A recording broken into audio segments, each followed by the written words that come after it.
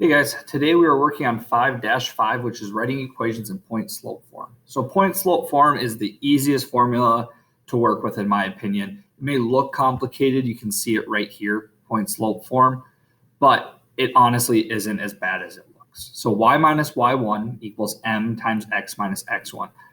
When in reality, as crazy as it looks, we are going to put a number here, here, and here. So with y equals mx plus b, that is the easiest one to graph. You put a dot on your y-intercept, and then you go up and over, and then you put using your slope. Point slope form, we are going to use our slope and a point they give us, and we're going to plug that in. So just for an example, when we're writing it, they want us to write a point in point slope form. We're going to put x and y. They're going to give us a coordinate. We're going to put those in for x1 and y1. Okay? And then m, we're going to put in for m. Our slope, we're going to put it in for m. So here is honestly all they want you to do on this first part is write an equation point slope form given 3, 8. So x is 3, y is 8, and m equals 2. So we're going to start plugging in y minus y1 is my y value. So my y value is 8 equals m, which is 2, times x minus x1, which is my x value, 3. And then you're done. You have now written the equation in point slope form. Okay, let's try another one. Y minus my y value, negative 2. So I'm going to change that to a plusy, equals m, 0, times x minus my x value, 6. Okay, let's try the bottom one now.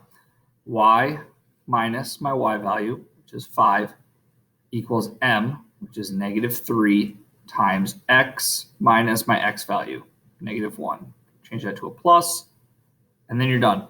You now just wrote 3 equations in point slope form. That's how easy that was. And it doesn't matter how big the numbers are. If you look down at this one, it looks pretty crazy.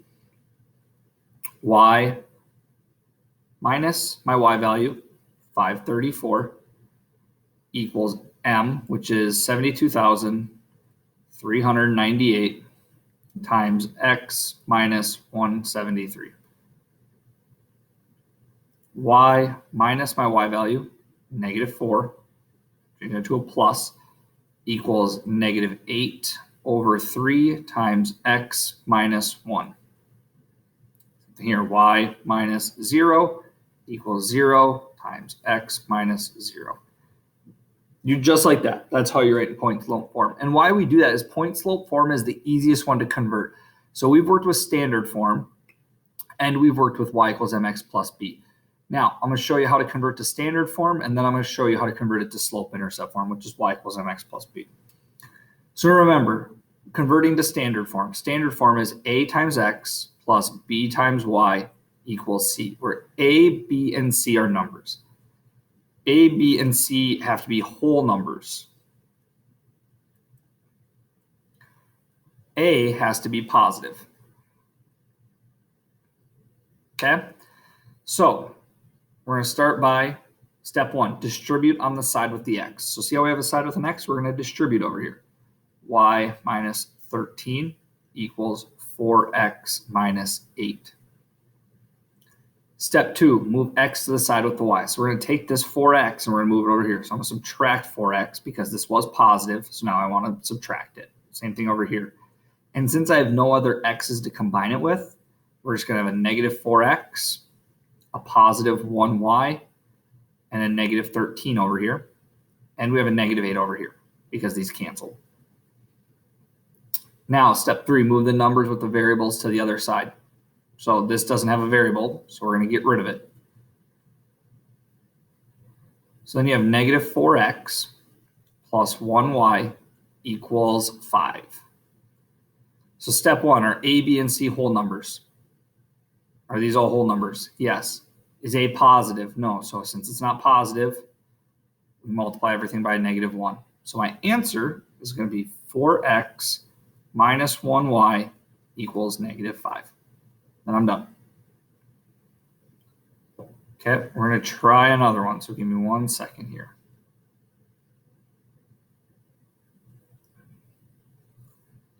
So step one, we distribute on the side with the x. So now I have y plus 4 equals 3x minus 27. Now I'm going to get x to the side with the y. So I'm going to subtract this 3x. Notice how there's nothing over here to combine it with. So now I have a negative 3x, a positive 1y, a positive 4, and on this side I have a negative 27. Now we got to get 4 to the other side, so we're going to subtract 4 because it was positive, so we want to get rid of it. So I'm stuck with a negative 3x, a positive 1y, and a negative 31 over here. So A, B, and C, we want those to be whole numbers. They are. A, we want to be positive. So to make that positive, I'm going to multiply it by negative 1. And then I'm going to make this 3x minus 1y equals 31. And that would be my answer for right here. Okay, let's try another one. Step one, distribute on the side with the x. So y plus 7 equals a positive 1/2 x minus 1. Move this to the other side. So now I have a negative 1/2 x. I have a positive 1y. I have a positive 7, and it equals negative 1. Get rid of this negative 7, or the positive 7, or the negative 7.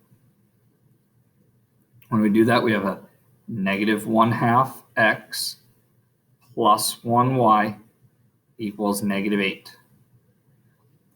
Now, A, B, and C are not all whole numbers. So if you remember, I need to multiply by the denominator to fix the fractions.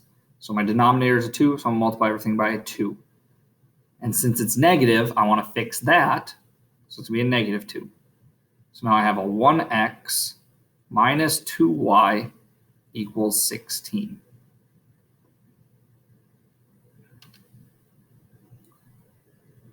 Okay, we got a couple more, it looks like. So decimal, same thing, distribute. Y minus 2 equals negative 2.5x plus 2.5. Move this to the other side because I want to get rid of it. I want to get it to the side with the y. So now I have 2.5x plus 1y minus 2 equals 2.5. Now I'm going to add this 2 to both sides because I want x and y by themselves. 2.5x plus 1y equals 4.5. Now, we got to get rid of the decimal because those aren't whole numbers. So I need to multiply by something, then I'll move this decimal over. And to do that, we're just going to multiply it by 10 because I just want to move it by one spot.